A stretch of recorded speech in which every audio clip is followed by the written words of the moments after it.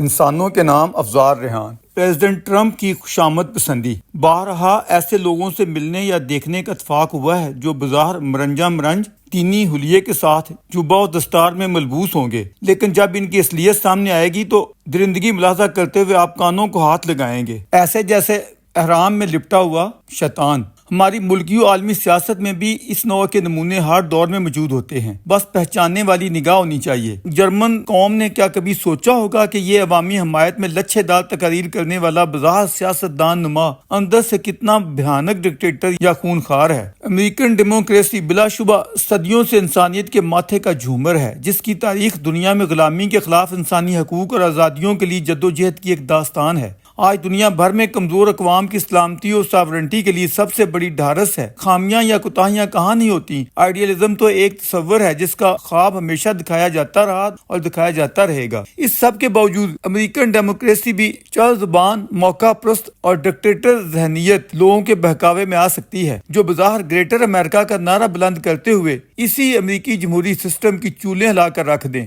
یوں امریکی عظمت کی تابناکی پر سیاہی ملتے ہوئے وائٹ ہاؤس سے رخصت ہوں۔ ریاست متحدہ امریکہ کے موجودہ پریزیڈنٹ ڈونلڈ ٹرمپ کے دماغ میں اس وقت ایک ہی دھن سوار ہے کہ جیسے تیسے بائی ہک اور بائی کروک امن کا نوبل پرائز اپنے نام کروا لوں۔ انہیں سب سے زیادہ جلن یا حسد صدر باراک حسین اوباما سے ہے۔ اپنی دوسری ٹرم میں وائٹ ہاؤس داخل ہوتے ہی انہوں نے اپنا یہ مشن اپنا لیا کہ چاہے امریکن ڈیموکریسی اور امریکن انٹرسٹ جائیں بہاڑ میں، مجھے اپنے سر پر سرخاب کا یہ پر سجا کر ہی چھوڑنا ہے۔ پاکستان اور اسرائیل دو ایسے خوش قسمت ممالک ہیں جن کی قیادتوں نے بر وقت دانشمندانہ فیصلہ کرتے ہوئے پریزیڈنٹ ٹرمپ کی نوبل پرائز کے لیے باضابطہ نامزدگی کی، یوں اس ہیلے سے ان کا دل جیت لیا، جس کے بعد انہیں پاکستان اور اسرائیل پر حملہ آور ہونے والے زہر لگنے لگے۔ یہی وجہ ہے کہ اس کے بعد آذربائیجان یا آرمینیا کی قیادتیں ہوں یا دیگر متحارب ممالک، سبھی اپنا کام نکالنے کے لیے پریزیڈنٹ ٹرمپ کو نوبل پرائز کا حقدار، عالمی امن و سلامتی کا سب سے بڑا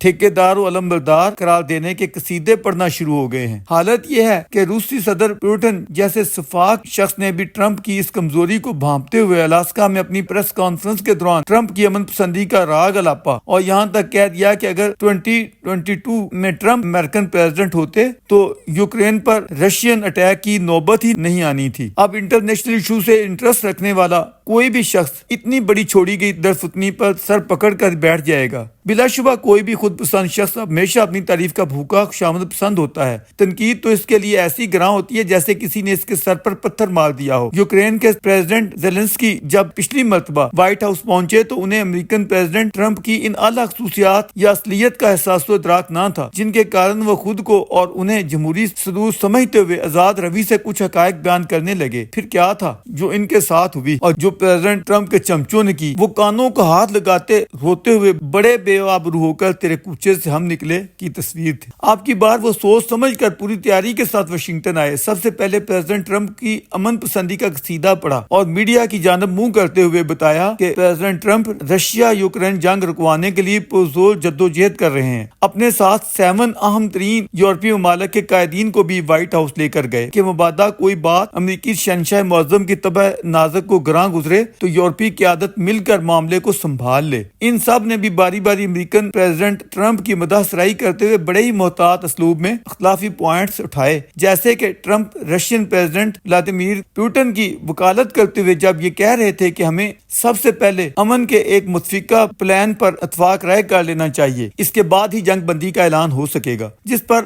جرمن چانسلر نے پوری تمیز و تہذیب کے ساتھ ڈونلڈ ٹرمپ کی خدمت میں یہ گزارش کی کہ جناب صدر، ایسا ممکن نہیں ہو سکے گا، پہلے جنگ بندی ہو، دیگر تمام معاملات اس کے بعد ہی طے کیے جا سکتے ہیں۔ خود پسند لیڈران کی بھی کیا الٹی کھوپڑی ہوتی ہے۔ دوسرے کی قدر افزائی کا ان کے پاس پیمانہ یہ ہوتا ہے کہ جو جتنی چاپلوسی کرے وہ اتنا اچھا ہے، جو تلخ سچائی بیان کرے وہ برا ہے۔ Indian prime minister Narendra Modi جب تک اب کی بار ٹرمپ سرکار کے نعرے لگواتے رہے تب تک ان کے سب سے قریبی متر تھے۔ جب انہوں نے پاک بھارت فائر بندی کا کریڈٹ ٹرمپ کو دینے سے انکار کیا، اسی دن سے وہ ایسے رائندہ درگاہ ہوئے کہ پریزیڈنٹ ٹرمپ ان کی تذلیل کا کوئی موقع جانے نہیں دے رہے۔ الٹی ٹیرف کی صورت میں ان پر ایسی بندشیں عائد کرتے جا رہے ہیں حقائق کی کسوٹی پر جن کا قطعی کوئی جواز نہیں۔ اگر وہ پیوٹن سے سستا آئل خرید رہے ہیں تو کیا خود امریکہ کئی معدنیات اور دھاتیں اب تک انہی سے خریدتا نہیں پایا گیا؟ دیگر کئی ممالک کی مثالیں بھی موجود ہیں جو یہی کر رہے ہیں، لیکن ان کے ساتھ یہ ایٹیچیوڈ نہیں ہے۔ دنیا میں کسے معلوم نہیں کہ ولادیمیر پوٹن اور بنجمن نیتن یاہو کتنے بے گناہ انسانوں کے قاتل ہیں۔ معصوم بچوں کے خون بھی ان دونوں کی گردنوں پر ہیں۔ پوٹن کے فوج تو یوکرین کے 20,000 بچوں کو اٹھا کر لے گئی ہیں جن کے والدین اور خاندان والے بلبلا رہے ہیں۔ خود ٹرمپ کی بیگم میلانیا اس سلسلے میں پوٹن کو دکھ بھرا خط بھی لکھ چکی ہیں۔ پوٹن اور نیتن یاہو دونوں لیڈران عالمی عدالت انصاف کے ڈکلیئرڈ مجرم ہیں، مگر یہ دونوں چونکہ پریزیڈنٹ ٹرمپ کی نفسیات کو سمجھتے ہوئے ان کی مدح سرائی اور قصیدہ گوئی سے کام لیتے ہیں، اس لیے پریزیڈنٹ ٹرمپ کو ان کے مظالم نظر نہیں آتے۔ وہ ان کے حق میں بدستور بولتے چلے جا رہے ہیں۔ ابھی الاسکا میں پوٹن نے جو کچھ کیا اس پر بہت سی بحث کی ضرورت ہے۔ کیا یہ در حقیقت امریکی اقدار کی تذلیل نہیں ہے جس کے ذمہ دار خود پریزیڈنٹ ٹرمپ ہیں؟